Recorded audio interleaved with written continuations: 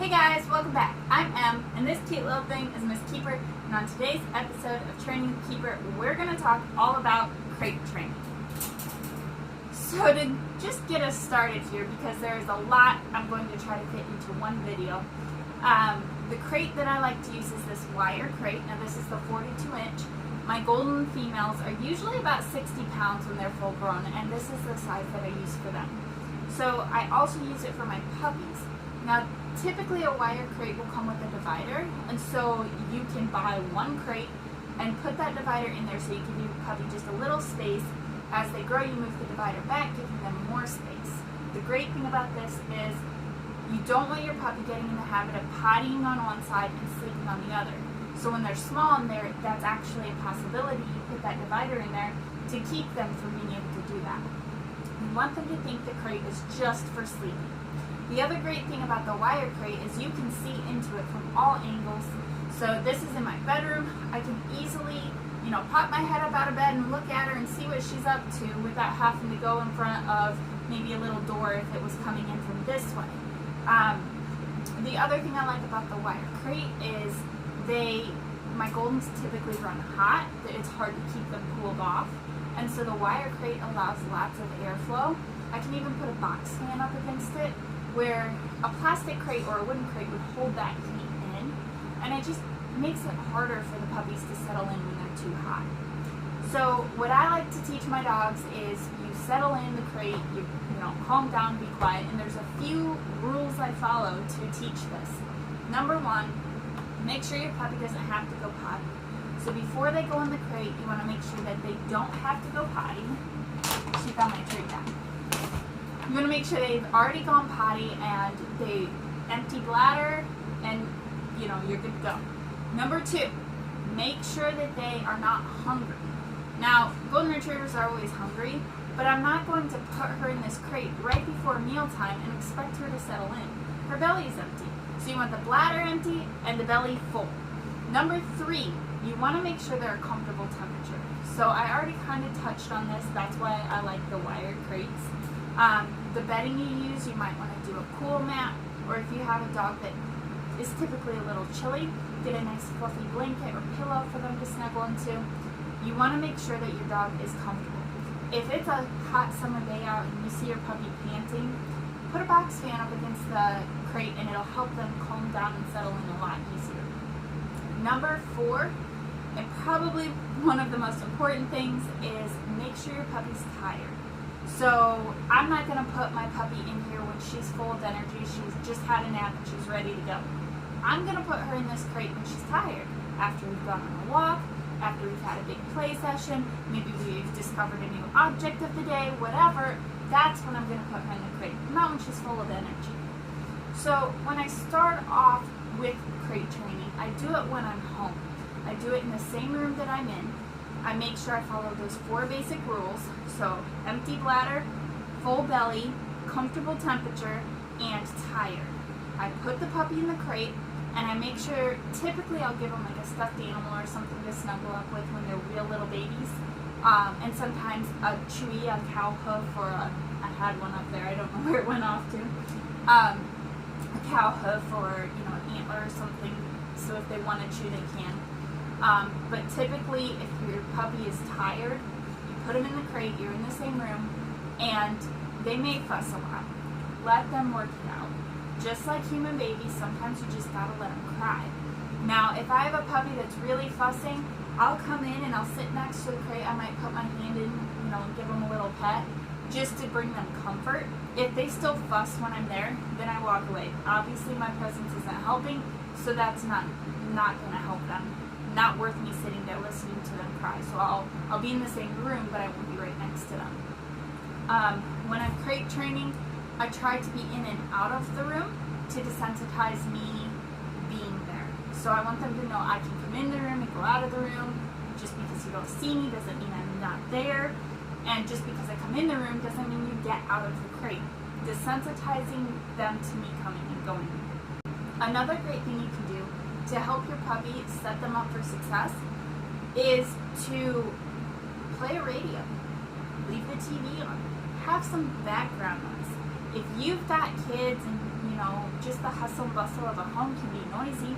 And then all of a sudden everybody leaves, and then the house goes really quiet. It's quite a culture shock for the puppies.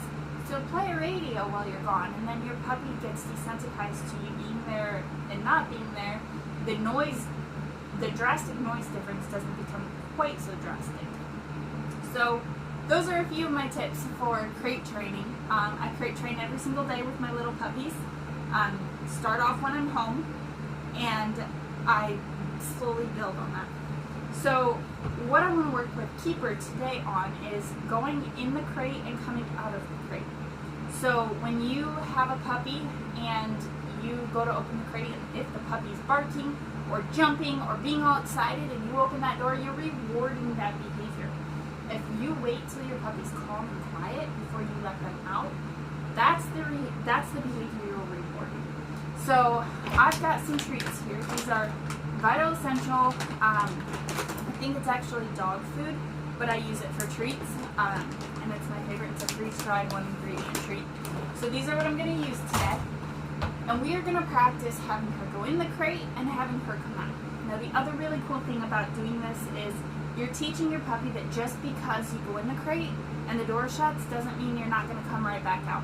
So if every time your puppy goes in the crate, he or she's in the crate for 2 hours, they're not going to want to go in the crate.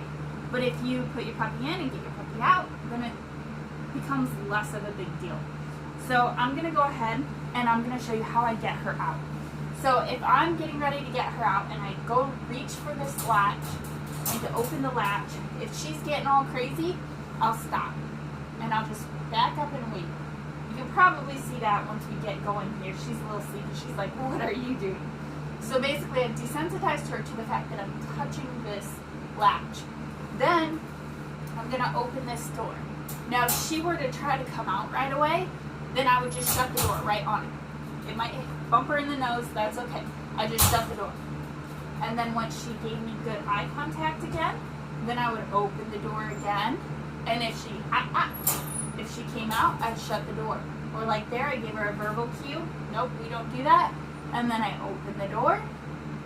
And I want her to focus on me. I don't want her looking at, okay, where am I going to run? I want her to look up at me. Very good. And then once she looks at me, then I would say, okay, come on. And let her out. Now, to teach her to go in the crate, I'm going to take a little treat and I'm going to throw it in. Go to bed. Good girl. And I'm going to shut the crate. Good. And then I'm going to practice opening the crate. Okay, good girl. I'm going to toss the treat on the floor. So we're going to try this again. Go to bed. Good girl. Shut the crate. This one I'm going to use a little latch. And give your cue, whether you say go in your bed, kennel time, crate up, whatever you're using, tell your puppy as they're going in. So I'm going to grab my latch. You can see she's staying nice and calm. I'm going to open my door. She's staying nice and calm. I want that eye contact. Good girl. Okay. And I let her out. Now, let's put her in the crate. Go to bed. Good girl. And that time what I did was I just pointed with my hand. Once she was in there, then I gave her the treat because I want her to not always have to have a treat thrown in. I want to be able to say, go in there, and then reward it. So she settled in. I'm going to open the door. Wait for her to look at me. Good. Okay, come in. Toss her the treat. Now we're going to try this again. I'm just going to use my hand cue, and once she's in there, then I'll come in with the treat. Go to bed. Good girl. Wait. And this is another thing. Leaving the door open and telling I don't want her coming out until I give her the cue. I'm going to wait until she gives me nice eye contact, which is going to be harder because the treats are in front of me and she can see them. Good girl. Okay. Toss the treat on the floor. Try that again. Go to bed. Good girl.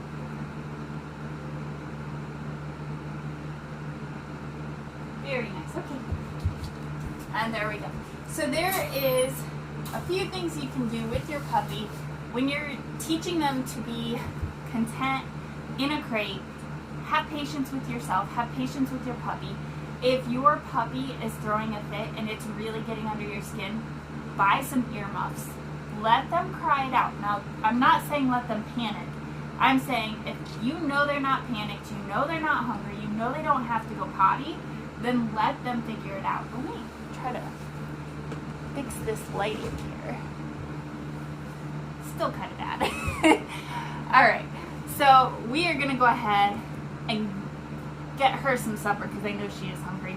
But I wanted you guys to see, I'm sorry about the lighting in this video, but I hope you learned a little bit. That's how I do my crate training. Now, I don't feed my dogs in their crate because I want them to go to sleep in their crate. I don't want them to think that going in the crate means, okay, time to eat or time to have, a game or something. But with that said, if I'm going somewhere and I know the puppy's going to be in the crate for longer than normal, I would put a little cow hoof in there or a Kong filled with treats or something just to give them something to do. That's one thing, but I don't do that every time because I don't want them to be in the habit of the crate means we get to eat something and chew on stuff. I want them to be in the habit of we go in the crate and we settle and we go to sleep. So hope you guys enjoyed. Let me know in the comments if there's any other videos you want to see or any tips that you have, and don't forget to give us a thumbs up, subscribe, and we will catch you in the next video. Have a golden day.